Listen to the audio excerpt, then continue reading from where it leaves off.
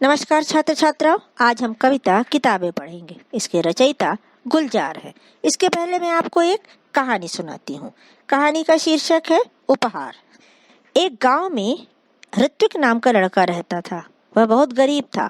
गांव के पास पुस्तक मेला लगा था। उसने माँ से कहा, मैं भी मेला देखने जाऊंगा।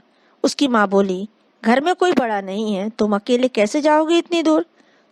अपनी माँ की बात सुनकर ऋत्विक उदास हो गया और एक पेड़ के नीचे जा बैठा। अचानक उसकी दृष्टि दूर पेड़ों के पीछे गई, जहाँ बहुत तेज रोशनी थी। वह उठकर वहां गया। वहां सुनहरे पंखों वाली एक परी खड़ी थी। ऋत्विक ने हैरान होकर उस परी से पूछा, तुम कौन हो? वह बोली, मैं परी हूँ, लेकिन तुम यहाँ उदास क्यों बैठे हो? परी का प्रश्न सुनकर ऋत्विक की आंखों में आंसू आ गए। वह बोला, मैं अपने दोस्तों के साथ पुस्तक मेला देखना और पुस्तकें खरीदना चाहता हूँ। तब परी बोली, इसमें दुख की क्या बात है? यह समझ लो, तुम्हारी मदद करने के लिए ही मैं आई हूँ, लेकिन मैं ऐसा तभी करूँगी जब तुम मेरी परीक्षा में उत्तीर्ण हो जाओगे। ऋत्विक ने पूछा, कौन सी परीक्षा? परी ने कहा, बता दिया तो परीक्षा कैसी?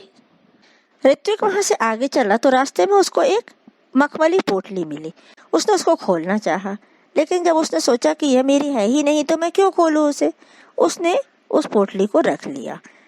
अभी वो थोड़ा आगे ही चला था कि रास्ते में उसको आवाज आई, बेटा मेरी पोटली गिर गई है रास्ते में, क्या तुमने देखी है? ऋत्विक ने पूछा, किस रंग की थी? लाल रंग की, राहगीर ने बताया। और कोई पहचान बताओ। तो उसने कहा कि उस पर सुनहरे रंग से परी का चित्र बना हुआ है। ऋत्विक ने अपनी जब थैली में से निकालकर उस पोटली को देखा तो उस पर सुनहरे रंग का चित्र परी का बना हुआ था। उसने वह पोटली उस राहगीर को दे दी। सुबह उठकर फिर वो वहां गया जहां उसे परी मिली थी, लेकिन वहां कोई नहीं था। वो बैठ गया। उसकी आंखों के सामने वही लाल रंग की पोटली दिखाई देने लगी। तभी उसको परी दिखी। परी ने पूछा, कैसे हो?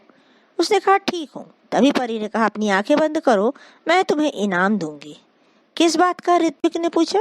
तुम उत्तीर्ण हो गए इसलिए, परी बोली। उसने आंखें बंद कर ली। परी ने उसके हाथों में एक मखमली थैली पकड़ा दी।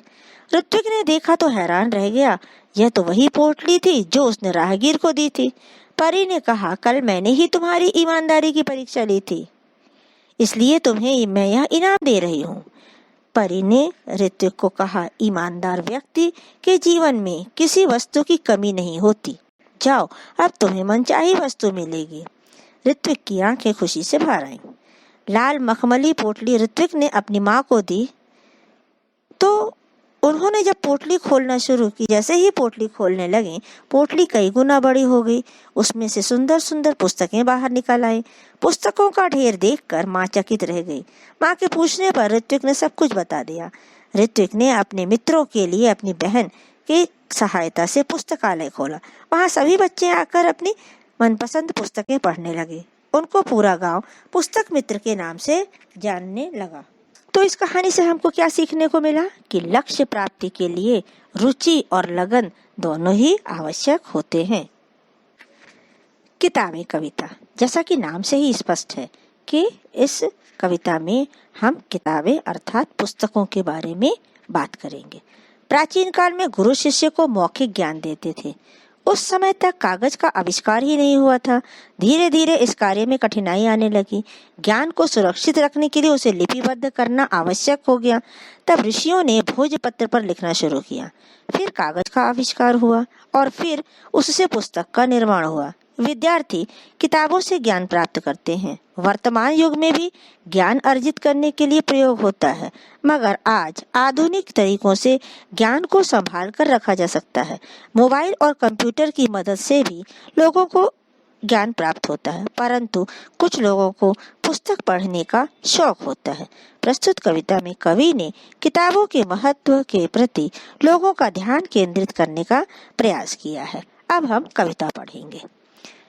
किताबें झांकती हैं बंद अलमारी के शीशों से, बड़ी हसरत से तकती हैं, महीनों अब मुलाकातें नहीं होती, जो शामें उनकी सोहबत में कटा करती थीं अब अक्सर। हसरत यानी कामना, इच्छा, झांकती यानी देखना, और सोहबत यानी संगत या साथ। तो यहाँ पर कवि कह रहे हैं किताबों का यहाँ पर उन्होंने मानवीकरण किया है। कैसे कि किताबें जो हैं आज के कंप्यूटर युग में किताबों की पहले जैसी उपयोगिता न रह जाने पर अपनी मानसिक पीड़ा का वर्णन करते हुए कह रहे हैं कि आजकल किताबें अलमारियों में रखने भर की चीज हो गई हैं। अब उन्हें अलमारी से निकालने की जरूरत ही नहीं पड़ती है। किताबें अब सिर्फ अलमारी में बंद रहती हैं और उससे बाहर निकलने की हसरत लिए वे अलमारी के शीशे से ताकती रहती हैं। अब तो महीनों गुजर जाते हैं, उन किताबों से मिलना ही नहीं होता। एक समय ऐसा था जब उनकी शाम इन किताबों को पढ़ने में लगा करती थी, पर अब अक्सर।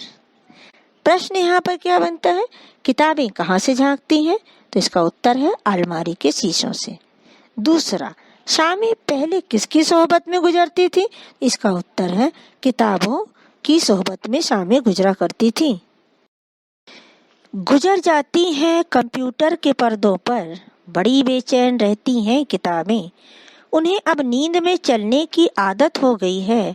जो कदरें वो सुनाती थी कि जिनके सेल कभी मरते नहीं थे, वो कदरें अब नजर आती नहीं घर में। कदरें यानी मायने, मूल्य। बेचैन यानी व्याकुल, सेल यानी कोशिका। यहाँ पर कई बता रहे हैं कि एक समय था जब लोग अक्सर शाम का वक्त किताबों के साथ बिता दिया करते थे। लोग अपना काम करके आने के बाद शाम को अपना समय बिताने के लिए पुस्तकों को पढ़ा करते थे, लेकिन आज वह शाम लोग कंप्यूटर के साथ गुजारते हैं। इस कारण किताबें बहुत बेचैन रहने लगी हैं। अब हालत यह हो गई है कि ये किताबें नींद में चलने लगी हैं, अर्थात वे कवि को सपने में दिखाई देती हैं। इन किताबों से जिन मानव मूल्यों की जानकारी मिलती थी, वे मानव मूल्य जो सदैव बने रहते थे, अब घर में नजर नहीं आते हैं। ये किताबें रिश्तों, संबंधों के बारे में बताती थीं। प्रश्न बनता है यहाँ पर, अब शामें कहाँ गुजरती हैं? तो कंप्यूटर पर। दूसरा प्रश्न देखिए, नींद में चलने की आदत किसे हो गई है? किताबों को। एक और प्रश्न देखिए, किताबें क्या सुनाती थी? इसका उत्तर है कदरें। वह सारे उधड़े उधड़े हैं, कोई सफा पलटता तो एक सिसकी निकलती है। कई लफ्जों के मानी गिर पड़े हैं, बिना पत्तों के सूखे टुंड लगते हैं वो सब अल्फाज जिन पर अब कोई मानी नहीं उगते। उधड़ना यानी सिलाई टूटना, सफा यानी पन्ना पृष्ठ, सिसकी यानी धीरे धीरे रोने का शब्द, लफ्ज यानी शब्द और मानी यानी मायने, अर्थ। कवि यहाँ पर किताबों की प्रशंसा कर रहे हैं और कह रहे हैं कि ये किताबें रिश्तों, संबंधों के बारे में बताती थी, लेकिन समय के साथ धीरे धीरे वो सारे संबंध अब उधड़ गए हैं, टूट गए हैं। अब जब कभी किताबों के पन्ने पलटे जाते हैं तो उनकी सिसकियां सुनाई देती हैं।